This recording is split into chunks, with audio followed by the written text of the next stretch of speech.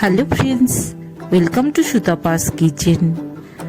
আজ আমি তোমাদের পেঁপের একটি সুন্দর রেসিপি করে দেখাবো। এরকম পাতলা পাতলা করে পেঁপেগুলো কেটে নিতে হবে, খুব পাতলাও নয় আবার খুব মোটাও নয়। 2 চামচ বেসন নিয়ে নিলাম,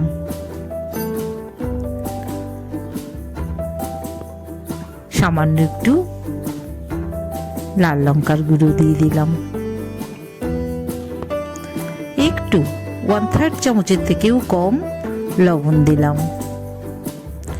সামান্য হলুদও মিশিয়ে দিলাম, বেসনের সাথে ভালো করে মাখিয়ে নিলাম।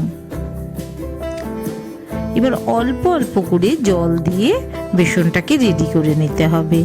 খুব ঘনও করব না আবার খুব পাতলাও করব না, থিকনেসটা একটু মিডিয়াম, মানে একটু পাতলা টাইপেরই থাকবে। তোমরা দেখতে পাবে। দেখো আমি রেডি করে নিচ্ছি।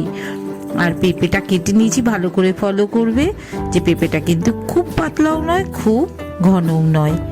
কড়াই বসিয়ে দিয়েছি, সাদা তেল দিয়ে দিলাম, সাদা তেল একটু পরিমাণে বেশিয়ে দিলাম, তেলটা গরম হয়ে গেছে। এবার আমি এই যে পেঁপেগুলো দেখো হালকা করে কিন্তু বেসনে আমি মাখিয়ে নিয়েছি, খুব বেশি বেসনে মাখাইনি। এই গরম তেলে পেঁপেটা দিয়ে দিলাম। আস্তে আস্তে গ্যাসের ফ্লেমটা একটু কমিয়ে নেব। খুব ভালো করে পেঁপেটাকে নরম করে নিতে হবে। 80% আমি এখানেই নরম করে নেব। খুব বেশি পেঁপে একসাথে দেওয়া যাবে না, গায়ে লেগে যাবে। তেলের পরিমাণের উপর অল্প অল্প করে দিয়ে ভেজে নিতে হবে।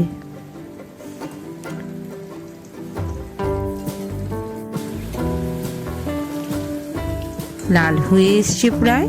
এবার আমি আস্তে আস্তে করে উল্টে দিচ্ছি। এই রকমই হালকা করে ভাজতে হবে। খুব বেশি বেগুনি যেভাবে ভাজি সেভাবে পুর দিলে চলবে না, একটু হালকা পুর দিয়ে পেঁপেগুলো আমি ভেজে নিচ্ছি। গ্যাসের ফ্লেমটা কমানো আছে, পেঁপেটা অনেকটাই নরম হয়ে এসছে। এবার আমি তুলে নিচ্ছি।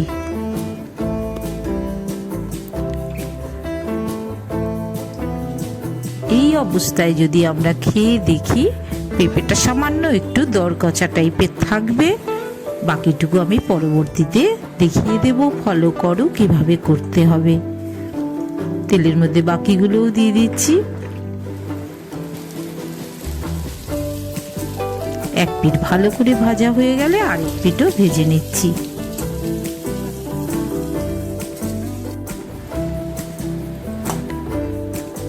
খুব সুন্দর রেসিপি, তোমরা ফলো করো, ভীষণ ভালো লাগবে। ছোট বাচ্চারাও চেটে পুটে খেয়ে নেবে।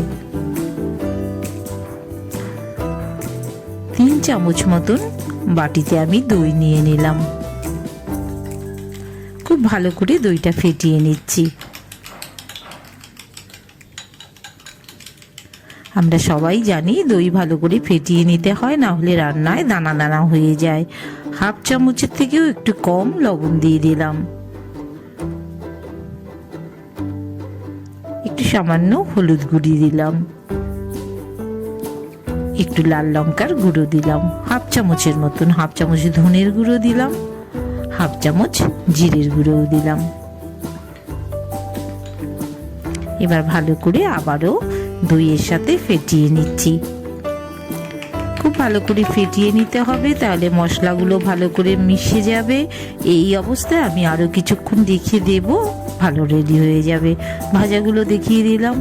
এই একটা টমেটো নিয়ে নিলাম, এটা আমি পেস্ট করে নেব। কড়াইতে আবারও 2 চামচ মতন তেল দিয়ে দিলাম, একটু সাদা জিরে ফোড়নে দিলাম, শুকনো লঙ্কা,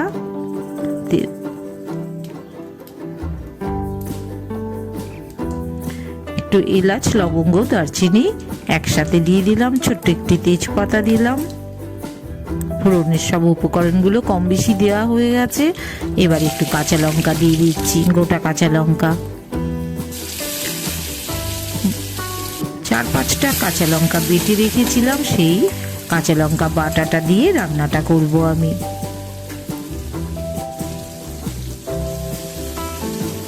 ওই টমেটোটা যেটা বেটে রেখেছি, পেস্ট করে রেখেছি, দেখিয়ে দিচ্ছি তোমাদের, সেটা আমি মিশিয়ে দিলাম আর তেলে মশলাগুলোর সাথে খুব ভালো করে কষিয়ে নিচ্ছি।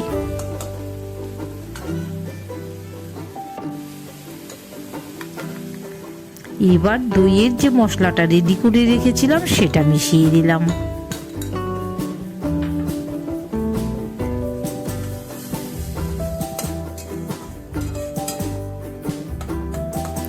খুব ভালো করে কষিয়ে নিতে হবে।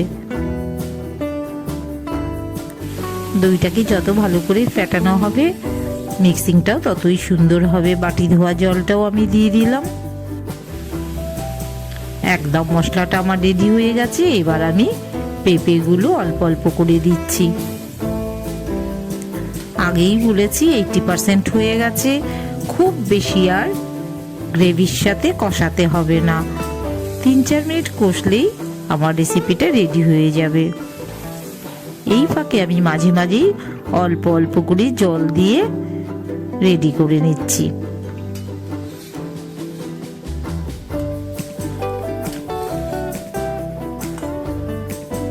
দিয়ে দিচ্ছি পেঁপেগুলো।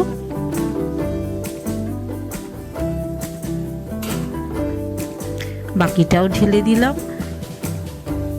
আর একটু আমার গ্রেভি করার জন্য বা এগুলো সিদ্ধ করার জন্য আর একটু আমার গ্রেভি লাগবে, মানে একটু জল দিতে হবে।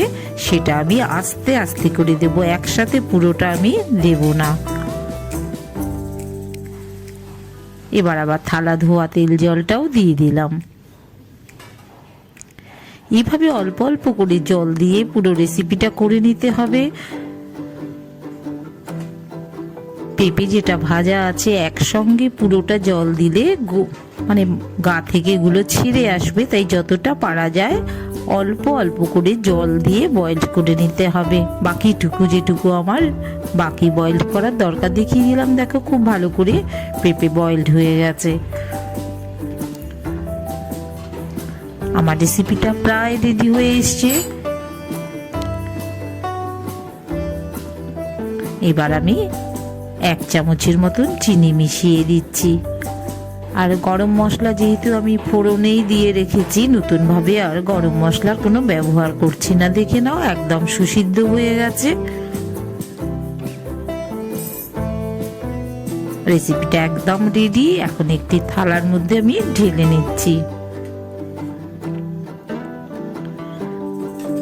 খুব সুস্বাদু রেসিপি, সবাই করে দেখো, খুব ভালো লাগবে। এটা বাচ্চাদেরও ভীষণই প্রিয় হবে। সুতাপাস কিচেনের এরম দারুণ দারুণ রেসিপি পেতে হলে তোমরা অবশ্যই চ্যানেলটিকে সাবস্ক্রাইব করে দিও। ভালো লাগলে তো অবশ্যই একটি লাইক করে দিও।